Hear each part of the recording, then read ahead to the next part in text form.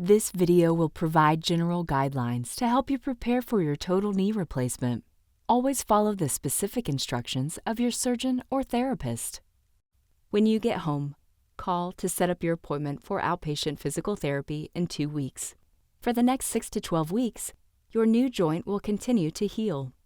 You will need to learn to balance your exercise periods with periods of rest. Do not overdo, push yourself beyond the limits of pain, or break your restrictions.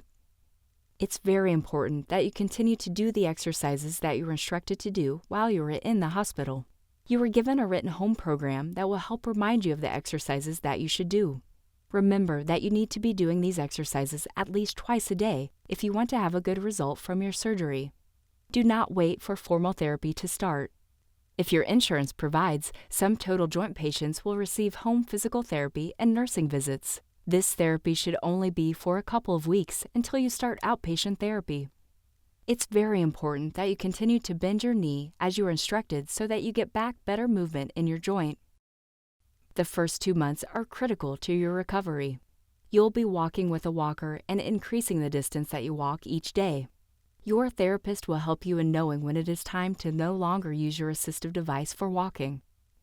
You should drink plenty of fluids and eat fruits and vegetables to combat constipation.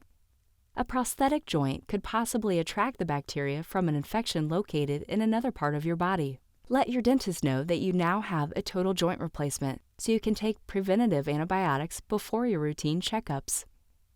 After your total joint surgery, you may call the Orthopedic Unit if you have additional questions at 614-257-2725. Please call your physician's office for questions about medication or if you need refills.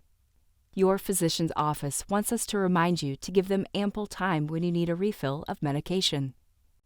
Thank you for viewing this video. The better prepared you are for your joint replacement, the easier recovery will be.